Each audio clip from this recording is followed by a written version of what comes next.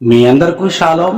అబీబ్ లేదా నీసాన్ మాసం మరియు వసంతకాలం 24/4/2024 బుధవారం సూర్యోదయంతో ఆరంభము అను మా వీడియోను ఎంపిక చేసుకున్నందులకు మరియు వీక్షించుచున్నందులకు మీకు నా ధన్యవాదములు. నా ఛానల్లో ప్రతి వీడియోలను సత్యం విషయమై వివేచన చేయి వారి కొరకు లోతైన మర్మములతో కూడిన మీరెన్నడూ వినని క్రొత్త సంగతులు వినుచున్నారు. వినండి, వినిపించండి, వివేచించండి.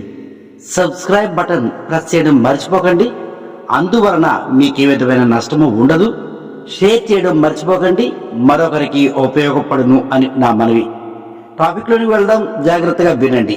జీవవాక్కు లేదా లేఖనములు లేదా ధర్మశాస్త్ర చట్టము లేదా మహారాజు పాలకుడు అయిన సృష్టికర్త నోటితో సెలవిచ్చిన ఆజ్ఞ ప్రతి మానవులు వినినా వినకపోయినా అనుసరించకపోయినా ఈ చీకటి అంధకార లోకములోనికి, లోయలోనికి లేదా పాతాళములోనికి లేదా నరకములోనికి ఈ 3 వెలుగులను 4వ దినమున ఆకాశమందు సృజించెను. వీటి ద్వారా కాలములను, సమయములను, ఋతువులను, సునాద సంవత్సరములను, నెలలను, వారములను, దినములను, నెల ఆరంభ దినములను, 6 పని దినములను, విశ్రాంతి దినములను, పండుగలను, నియామక కాలములను, ప్రార్థనా సమయములను, యజ్ఞ యాగాదుల నెరవేర్పులను కొలుచు సాధనములుగాను ఇవ్వబడినవి. మరి ముఖ్యంగా సూచనలు తెలియజేసేవిగా నియమించబడినవి. ఏ జాతి వారైనా, ఏ ప్రాంతం వారైనా, ఏ మతము వారైనా, ఏ దేశము వారికైనా ఒకటే వెలుగు, సూర్య చంద్ర నక్షత్రములు, ఋతువులు. ఈ సృష్టిలో సమస్తమును అనుభవించుచున్నాము. అదే విధముగా సృష్టి స్థితి లయకారకుడు అయిన సృష్టికర్త ఆజ్ఞతో కూడిన ఈ సృష్టి యొక్క ధర్మమును కూడా తప్పక అనుసరించి తీరవలసినదే. ఇది నాది కాదు, ఇది నా సిద్ధాంతము కాదు, నాకు సంబంధం లేదు, నేను అనుసరించను. తప్పుగా అనుసరించిన, ధర్మవీరును మార్చివేసిన, నీ హృదయంలో తప్పు నియమములను తలంచి అనుసరించిన నీవు ధర్మ విరోధివి అగుదువు. ఆదికాండము 1వ అధ్యాయం 14వ వాక్యమందు శక్తివంతుడు పగటిని రాత్రిని వేరుపరచినట్లు ఆకాశ విశాలమందు జ్యోతులు కలుగును గాకనియు అవి సూచనలను, కాలములను, దిన సంవత్సరములను సూచించటకై యుండుగాకని పలికెను. లేఖన సారాంశము నియమమును వివేచించగా పగటిని ఏలుటకు సూర్యుడు, రాత్రిని ఏలుటకు చంద్ర నక్షత్రములను ఈ 3 వెలుగులను సూచనలుగా ఉన్నవి. సృష్టి ఆదిలో మానవులను సృజించక మునిపే ఈ నియమములు క్రమబద్ధముగా నిరంతరము ఈనాటికి కొనసాగుతూనే ఉన్నవి అనుటకు ఆకాశము సాక్ష్యముగా ఉంచబడినది మరియు మీకు మీరే సాక్ష్యముగా ఉన్నారు. ఈ నియమములు అనుసరించని మానవులు ఈ పాతాళ అంధకార చీకటిలో అగాధ భూమండలంపై మరణించి సమాధిలో చేర్చబడి శాశ్వత తీర్పు పొంది తమకు తామే శిక్ష విధికి కారకులు అగుదురు. ఈ జీవము గల ధర్మ ఆజ్ఞలను అనుసరించిన మానవులు సృష్టికర్త ద్వారా కృపకు పాత్రులై ఆత్మ బీజము పొందినటువంటి వారి ఫలించి వృద్ధి పొంది మృతులై సమాధి చేయబడినను వారిలో కొందరి ఆత్మలు నిద్రించి లేపబడిన వారి చీకటి లోకము నుండి వెలుగు లోకమునకు చేర్చబడిరి. మరికొందరు ఆత్మ బీజము అనుగ్రహించబడి ఫలించి మృతి నుండి సమాధి చేయబడి నేటి వరకు నిద్రించు వారైరి. కాలధర్మమును బట్టి నిద్ర మేలుకున్న సమయం కొరకు ఎదురు చూస్తున్న వారైరి. మరికొందరు రక్త మాంసములు కలిగి రక్త మాంసములతో జీవించుచు ధర్మ విధులను అనుసరించుచున్న వారి ధర్మ తీర్పుల కొరకు కనిపెట్టుకొనుచు సృష్టి ధర్మమును అనుసరించుచు కొనసాగించుచున్న వారైరి. అది ఈ తరము వారే ఉన్నారు. సృష్టి ధర్మమును వివేచించగా ఈ భూమండలమునకు 4 దిక్కులు ఉన్నవి. తూర్పు, పడమర, ఉత్తర, దక్షిణ దిక్కులుగా మనము గుర్తించగలము. అందులో తూర్పు ద్వారము ప్రవేశ ద్వారము అయితే పడమర బహిర్గత ద్వారము అనగా బయటకు వెడలిపోవు ద్వారము. ఈ 2 చలన మార్గములు, అవి ఎంట్రన్స్ మరియు ఎగ్జిట్ గా మనం భావించగలము. ఉత్తర దక్షిణ ధ్రువములు అనగా ఉత్తరము గృహముపై కప్పు అయినచో లేదా ఎగువ భాగము లేదా పై భాగము అయినచో, దక్షిణము నీ గృహ పునాది వంటిది లేదా దిగువ భాగము నీ క్రింది భాగము పోలిక వంటిది. కావున ఈ 2 దిక్కులు కదలని చలనము లేనటువంటివి లేదా ధ్రువములు అని పిలుచుచున్నాం. తూర్పు దిక్కు ప్రవేశ మార్గం సూర్య చంద్ర నక్షత్రములు ఈ దిక్కు నుండి ప్రవేశించి పడమర దిక్కున బహిర్గతమగును. అనగా వెడలిపోవును.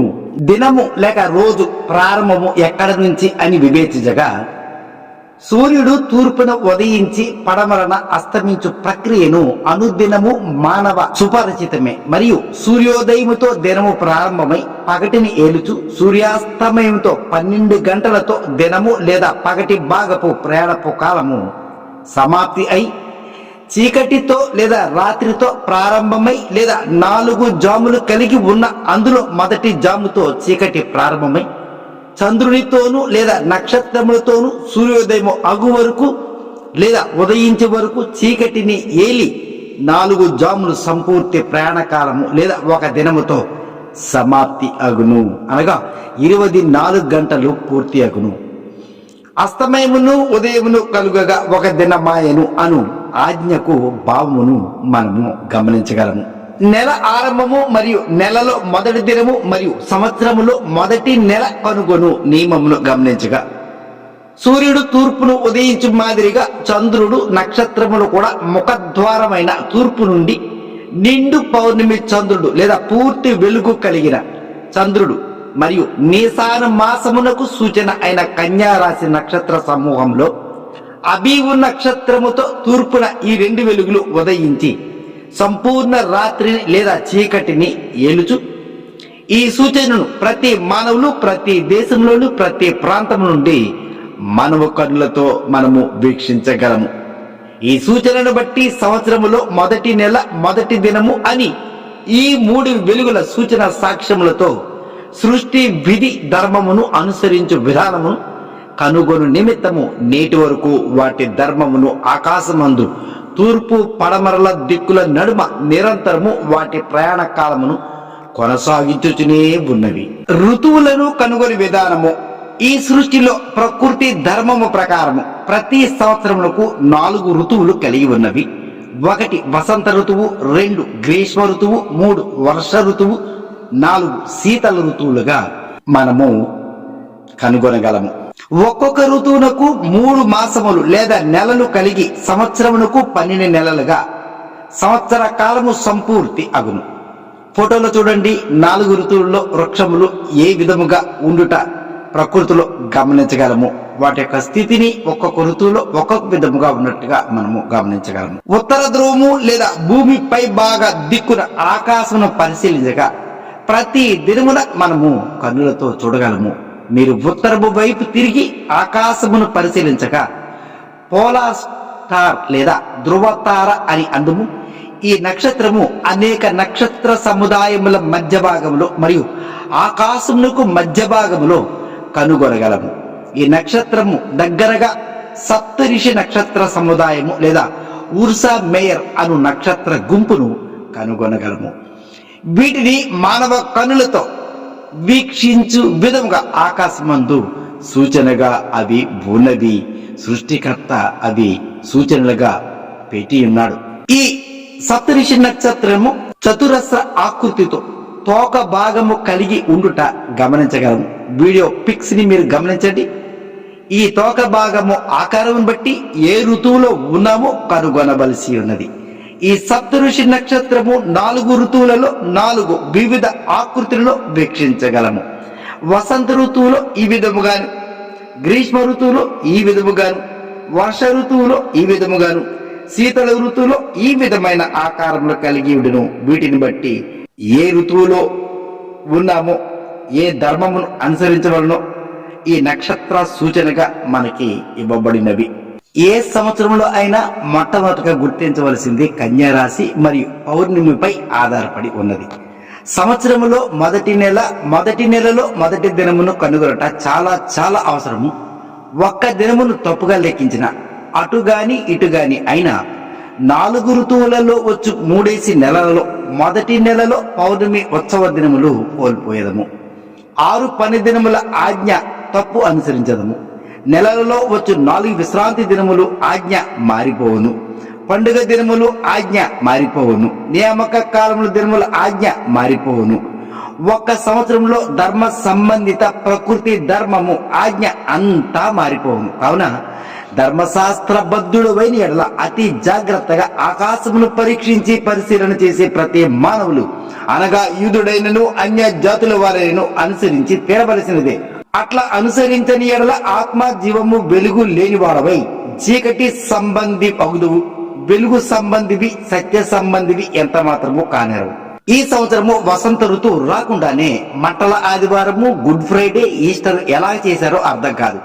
అన్య జాతుల వారు ధర్మశాస్త్రమును తిరస్కరించిరి లేదా కొట్టి వేయబడినది తలంచిరి. మరియు యూదులు అయితే వసంతకాలము, అబీబు నక్షత్రము, పౌర్ణమి దినము గమనించకుండా పస్కా నెలను ప్రారంభించారు. సొంత గ్రంథము వారిది.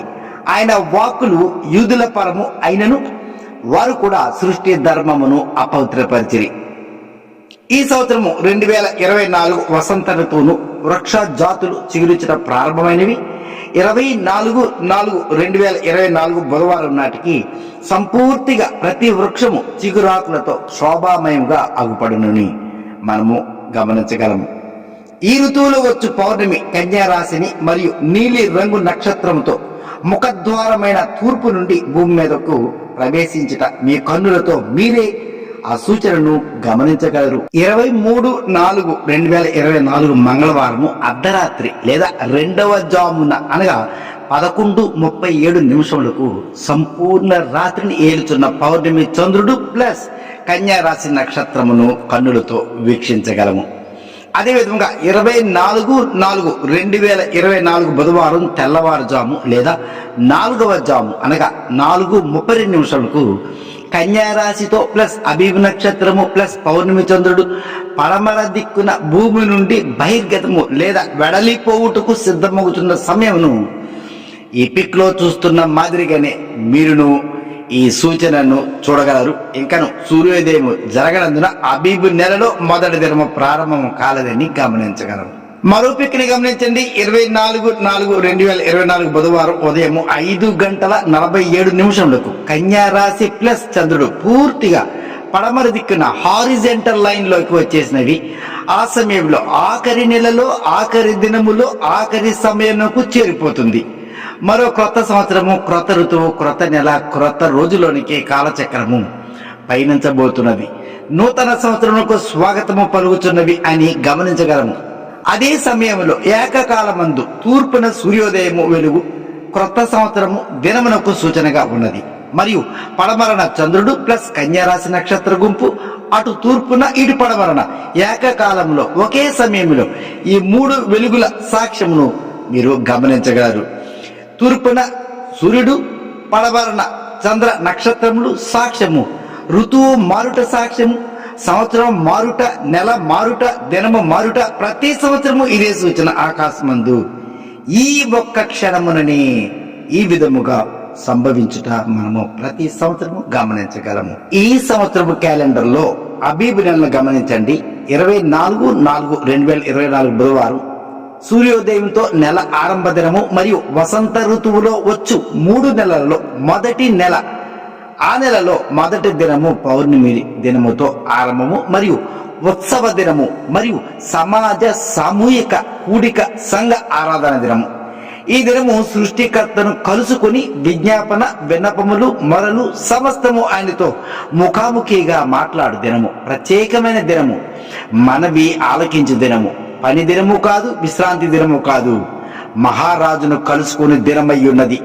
ఇలా ప్రతి నెల ఆరంభ దినమున మన విజ్ఞాపన అర్జీలు సమర్పించుకొని గొప్ప ఆశీర్వాద దినము.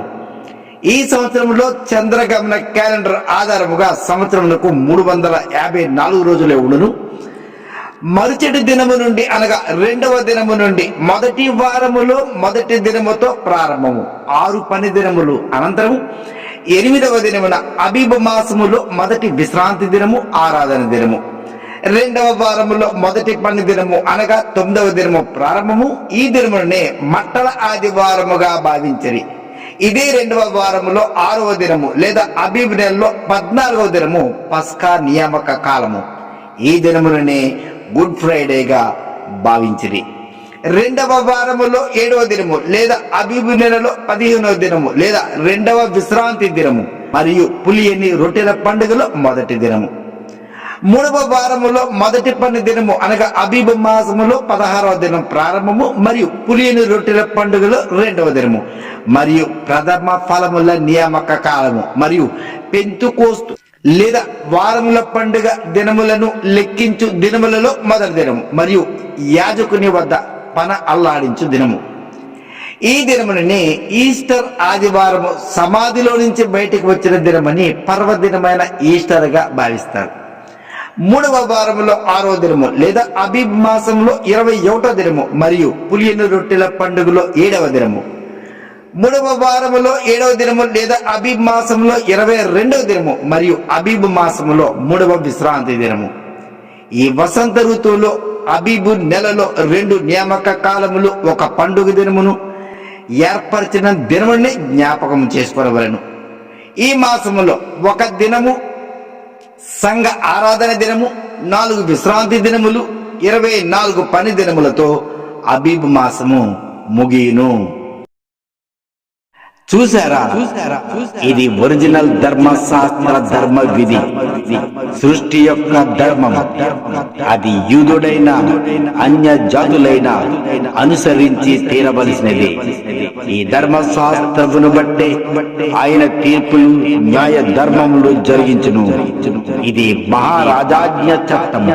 చట్ట ఉల్లంఘన చేయువారు ఎవరైనా, అది యూదులైన అన్య జనులైన ఏ మానవులైనా అతిక్రమిస్తే శిక్షకు పాత్రులు కాక తప్పదు. ఇంతవరకు అబీబు లేదా నీసాన మాసము వసంత కాలము అను మా వీడియోను వీక్షించినందుకు మీకు నా ధన్యవాదములు. Shalom shalom shalom.